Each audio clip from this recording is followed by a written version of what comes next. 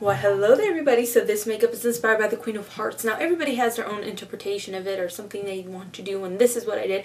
Made a little cute clownish type of Queen of Hearts look. I love this look. I love it so much. I'm using Wolfe's Face Art and FX12 appetizer palette. It's called an appetizer palette because it gives you smaller versions of their bigger pan face paints to try out. And I was looking for this thing everywhere and I found a place that carries it near me and I like freaking flipped out because I was like, whoa, you have so much face paint, woo! Anyways, good times in the shopping department for Bethany. Wanted to show the makeup real quick without all the like props and stuff because I think a lot can be said when there's no props or anything. It's just the makeup showing because you can really see the makeup and also there's nothing that's taken away from it. Anyway, so if you like the video, please give it a thumbs up and follow me on my Instagram if you're not following me, and like me on my Facebook, and do all that good stuff if you want to. My nose itches. Oh, you know what's awesome about this face paint? I can actually itch my nose. Yeah, hope you guys enjoy this video and I will shut up and let you guys watch. The face paint I'm using for this look is from Wolfe Face Art FX and it's their 12 Essentials color palette. The first face paint I'm using is the white face paint and I'm using it to draw on my designs, and this is going to be the main outline color for most of the designs. I didn't want to use glue or wax to cover up my eyebrows. I'm not a fan of covering my brows using those methods, so I just went ahead and used the white face paint to cover them up, and it did a very good job of it. Now, lots of times I will use a white eyeliner pencil to outline my designs first, but since this face paint comes off so easily, I just decided to use the face paint, and then if I made a mistake, I used a Q-tip dipped in makeup remover to remove that mistake, and it comes off so easily. Like I said, you don't have to rub and screw up, you know, other parts of the makeup. Right now I'm using the white face paint to create little designs like hearts, swirls, and dots. I think describing every little thing I'm doing will be too complicated and it would take too long. Can you imagine if I sat here going, well, you want to create 4 hearts here and then create 5 light strokes near your temple? It just would take very long to do. So that's why I recommend checking out my Instagram or Facebook to see a picture of this look. I think looking at a picture and then trying to replicate the look is so much easier to do with looks that are complicated like this. And it's not hard to do. I'm not saying that it's complicated like it's hard to do. It's just a little bit more time consuming and it's very, very detailed. And I know not everybody is going to want to replicate this look exactly the way I did. So, you know, if you're one of those people, I'm just hoping what you get out of this tutorial is inspiration to try new things with your makeup, or maybe try face painting, or at least entertaining you, whatever it might be. Now I'm mixing a little bit of that white face paint with the purple face paint to create a lavender color. I'm applying that around the designs on my forehead and cheeks. Face paint is just like regular paint. You can mix the colors together to create new colors. And don't worry, it's not going to permanently damage your face paint colors by mixing them together. So in the beginning of that clip, with the purple face paint, I had some red mixed in it. Go ahead and use like a wet tissue and wipe off the top layer of the face paint, and then it'll go back to what's originally in the pan. It's not going to all mix together to create like a nasty colored face paint. To add depth to the look, I'm applying just the regular Wolfe purple face paint randomly beside different edges of the designs, not everywhere, otherwise it's just going to be one flat purple color. And since we're adding all these different tones of purple, that's what's going to give it depth. It's just not going to be so flat.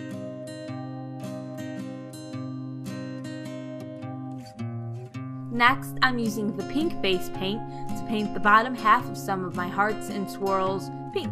Then I use the red face paint to paint the top part of those hearts and swirls. This gives dimension to the designs. Some of the dots and hearts I just painted flat out red. Not every design was half red and half pink.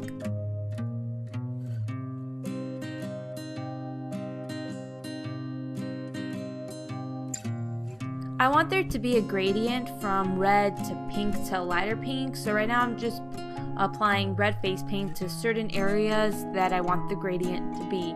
So that's mainly on my eyelid, near my eyebrow, and under my eye, and also around my neck and below my cheekbone.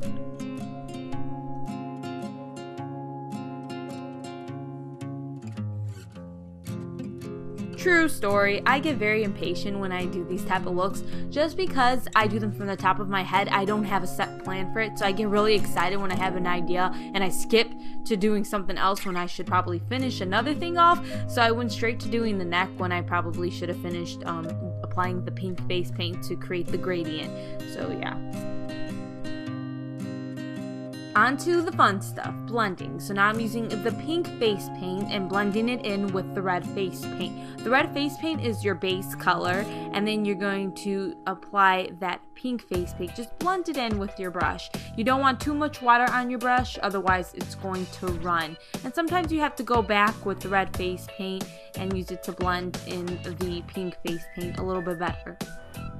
As you can see, I'm using the white face paint and blending that in, and you see that nice gradient. It goes from a red to a pink to a light pink to the white color. I just recommend getting to know your face paint. Apply it to the back of your hand. See how much water you want to use with the face paint so that it's not too runny, but it's liquidy enough that it's easy to blend. You just got to get used to using your face paint, what you own. Yeah, so you see right now I'm just applying the white face paint there, and then I add some more red and pink, and it really gives depth to that area and to the hearts. That's why it's important to blend.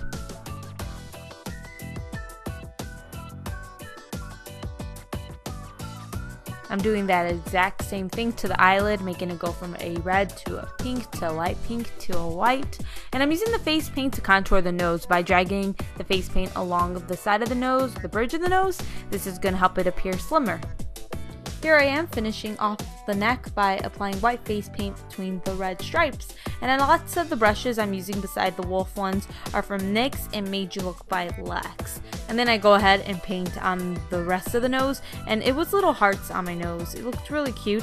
I just have to keep in mind when I do these looks not to jump from thing to thing, just kind of keep it going smoothly. Next, I am adding a bunch of polka dots, and that's my thing. That's like a signature Bethany look. I add polka dots to lots of my more like avant-garde or artsy type of looks. I just love the way they look.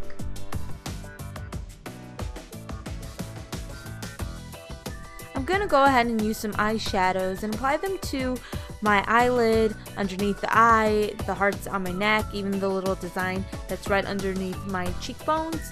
And the reason I'm doing this is just to add more depth to the look, more different shades of pink. Not to set the face paint at all, because the face paint doesn't need to be set. It's not gonna go anywhere until you wash it off with water. And this is my 120 eyeshadow palette from NYX Cosmetics. Here's a perfect example of the eyeshadow giving more depth to the look. Right now I'm using one of the purple shadows from my palette and applying it right below my eyebrow, and you can just see how much more depth there is and how much nicer the gradient looks.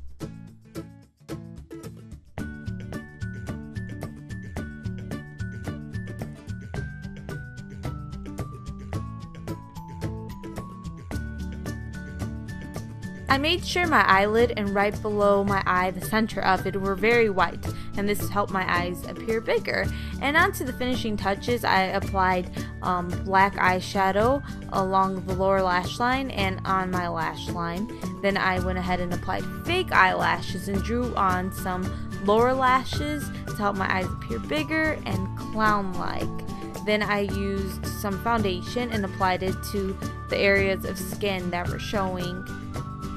And after the foundation, I used a white eyeliner in the waterline, and this really helps your eyes appear big. Last but not least, the lips. I used the red face paint to draw on little clown lips, and I outlined them using the black face paint, and this makes it look more clowny. It's really cute.